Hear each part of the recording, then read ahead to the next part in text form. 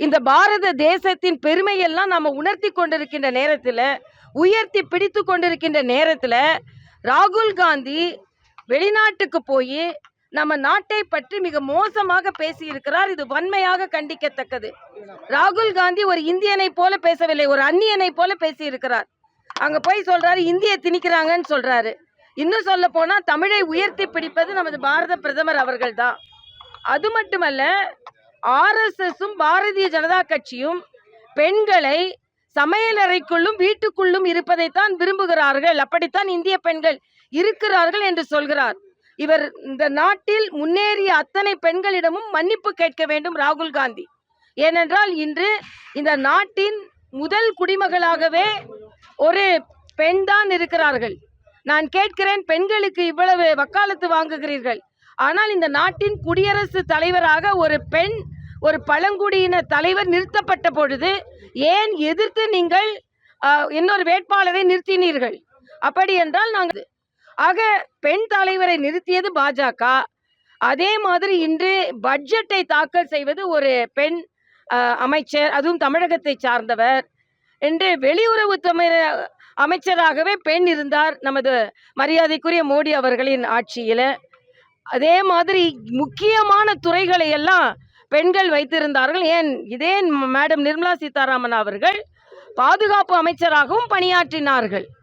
ஆனால் ராகுல் காந்தியை பொறுத்த மட்டில் தலைவர்கள் என்றாலே அவர்கள் அம்மாவும் பாட்டியும் தான், அப்படித்தான் அவர்கள் வைத்திருந்தார்கள்.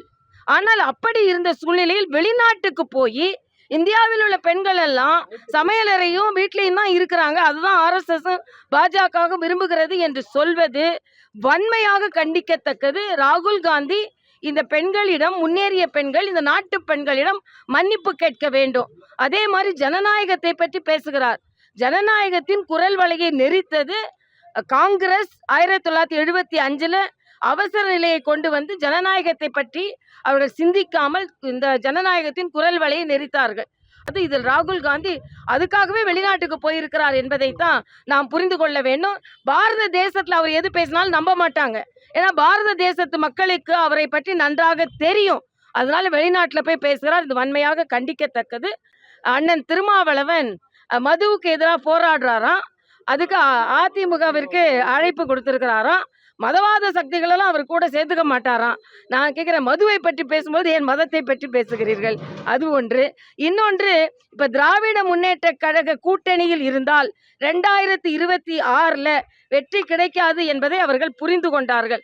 ஆக இது மதுவுக்கு எதிரான மாநாடா இல்லை என்னால் கூட்டணிக்கு எதிரான மாநாடா என்பது தான் நமக்கு சந்தேகமாக இருக்கிறது. அது மட்டுமல்ல, ஜனநாயக சக்திகள் எல்லாம் இதில் ஒன்றிணைய வேண்டும் என்று சொல்கிறார்கள். நாங்கள் ஒன்று இவர் அழைப்பு விடுப்பார் அப்படின்னு நாங்கள் ஒன்றும் ஏங்கி கிடைக்கல. ஏன்னா நாங்கள் ஏற்கனவே மதுவுக்கு எதிராக மிக தீவிரமாக குரல் கொடுத்து கொண்டு இருக்கிறோம். நான் கேட்கிறேன், ஆட்சிக்கு எவ்வளோ நாள் ஆச்சு? மது ஒழிப்போம் என்று தானே ஆட்சிக்கு வந்தீர்கள். மரியாதைக்குரிய முதலமைச்சர் அவர்கள் தன் வீட்டு முன்னாலேயே கருப்பு கொடியை ஏந்தி கொண்டு மதுவை ஒழிப்பேன்னு சொன்னாங்க. வந்தப்புறம் என்ன செஞ்சீங்க? ஆக இத்தனை ஆண்டு காலம் விட்டுட்டு, ஏறக்குறைய 4 ஆண்டு காலம் விட்டுட்டு இன்னைக்கு திடீர்னு மது ஒழிப்பு மாநாட்டை நடத்துவதற்கான காரணம் என்ன? அதனால தான் திராவிட முன்னேற்ற கழக கட்சியோடு இருக்கின்ற கூட்டணிகள் ஒவ்வொன்றாக நம்பிக்கை இழந்து கொண்டிருக்கிறார்கள் என்பதைத்தான் இது காண்பிக்கிறது. பாதகம் செய்பவரை கண்டால் நாம் பயங்கொள்ளலாகாது பாப்பா, மோதி மிதித்து விடு பாப்பா, அவர் முகத்தில் உமிழ்ந்து விடு பாப்பா.